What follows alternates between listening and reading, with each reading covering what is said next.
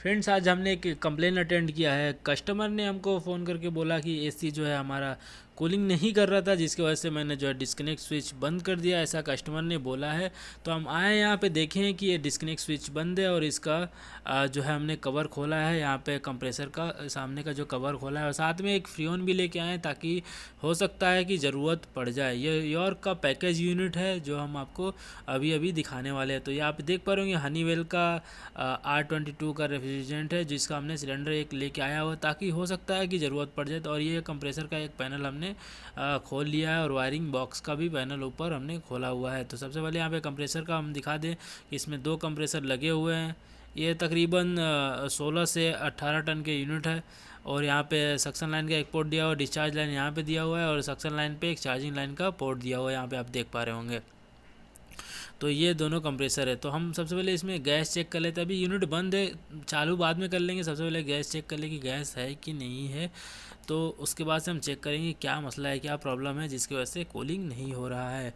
तो जैसे कि हमने यहाँ पे लगाया है तो आप देख पा रहे हैं 125 के आसपास इसमें फ्रीऑन आ रहा है, 135 के आसपास। तो हम सिलेंडर में भी लगा लेते हैं क्योंकि स्टार्टिंग प्रेशर थोड़ा सा हम लोग को कम लग रहा है, इसीलिए ज़रूरत पड़ेगी तो चार्ज कर लेंगे। इसलिए हम सिलेंडर में लगा के चार्जिंग लाइन को रेडी रखते हैं कि ज़रूरत पड़ेगी तो चार्ज कर लेंगे।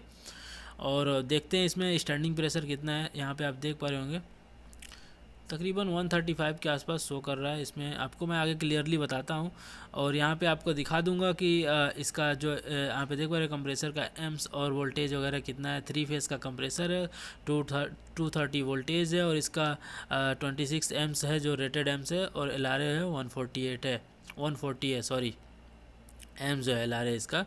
और ब्लोअर का भी यहाँ पे देख रहे हैं और डोर फैन का भी यहाँ पे लिखा हुआ है। और यहाँ पे देख पा रहे होंगे ये कंट्रोल पैनल है।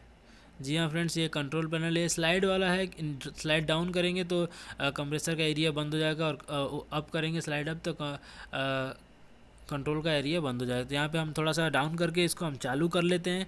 यहाँ पे डिस्कनेक्ट स्विच है, डिस्कनेक्ट स्विच को ऑन करके देख लेते हैं कि क्या प्रॉब्लम है जिसकी वजह से कूलिंग नहीं हो रही है। डिस्कनेक्ट स्विच को हम ऑन कर लेते हैं। सिंपली डिस्कनेक्ट स्विच को ऑन करके चेक करते हैं कि क्या प्रॉब्लम है। और डिस्कनेक्ट स्विच ऑन करने के बाद हम नीचे जाएंगे और देख लेंगे कि हमारा जो है थर्मोस्टेट में सेटिंग बराबर है कि नहीं है। ये एक जिम है, जिम में ये एसी लगा हुआ है तो इसका थर्मोस्टेट में हम सेटिंग चेक कर लेते हैं कि हमारा जो सेटिंग है वो सही है कि नहीं है, कूल मोड में है और फ़ैन जो है ऑन पे है कि नहीं है। तो यहाँ पे आप देख पा रहे हैं जैसे मैं थर्मोस्टेट पे आया हूँ, ये यॉर्क का थर्मोस्टेट है, डिजिटल थर्मोस्टेट है। यहाँ पे 18 टेम्परेचर सेट है, यहाँ पे आपको देखने को मिल जाएगा। रूम टेम्परेचर 37 है और फ़ैन भी ऑन मोड पे है और सिस्टम भी कूल मोड पे है। मैं इसको डाउन करके दिखा देता हूँ, सिस्टम जो है कूल मोड पे है। चलिए सेटिंग तो बराबर है। अब हम यूनिट पे चलते हैं। देख पा रहे हैं ये ब्लोअर जो है ये ब्लोअर का कॉन्टेक्टर है। ब्लोअर एनर्जाइज हुआ है क्योंकि थर्मोस्टेट से सेटिंग ऑन मोड पे है तो ब्लोअर ऑन पे हमेशा कंटिन्यू चलते रहेगा। तो इसमें देख पा रहे हैं कि ब्लोअर अच्छे से चल रहा है। हम पूरा तीनों में हम चेक कर लेते हैं एम्स जो है बराबर ले रहा है कि नहीं। तो ब्लोअर का तीनों L1 L2 L3 में चेक कर लेते हैं कि एम्स जो है बराबर ले रहा है कि नहीं। देख पा रहे होंगे एम्स है तकरीबन सेम ले रहा है, 1.1 या 0.2 का फ़र्क रहता है, उससे कोई बात नहीं होती है। अब हम कंप्रेसर का इंतज़ार कर लेते हैं कंप्रेसर चल रहा है कि नहीं चल रहा है। तो 5 मिनट के बाद कंप्रेसर तकरीबन स्टार्ट होता है। तो आप देख पा रहे होंगे कंप्रेसर जो है स्टार्ट हो चुका है, कंप्रेसर का कॉन्टेक्टर एनर्जाइज हो चुका है। एम्स भी 8.0 एम्स आ रहा है और इसका रेटेड एम्स जैसे कि आपने देखा था कि अभी 26 था इसका रेटेड एम्स, लेकिन ये कंप्रेसर बहुत कम एम्स ले रहा है। अब हम इसका गेज पे चेक कर लेते हैं कि गेज पे क्या प्रेशर बता रहा है, क्योंकि इसका प्रेशर हम चेक कर लेते हैं प्रेशर क्या बता रहा है। तकरीबन ये अभी भी आपको 130 के आसपास देख पा रहे होंगे। मैं आपको दिखाने की कोशिश करूँगा कि बता रहा है 130 के आसपास प्रेशर बता रहा है। मैं आपको दोबारा दिखाने की कोशिश करूँगा। सबसे पहले चार्जिंग दिखा दूँ कि चार्जिंग लाइन कहाँ कहाँ हमने लगाया, सक्शन पे और डिस्चार्ज पे दोनों पे लगाया हुआ है। अब हम इसका प्रेशर दोनों देख लेते हैं एक साथ, क्योंकि दोनों प्रेशर चेक करना बहुत ही ज़रूरी है।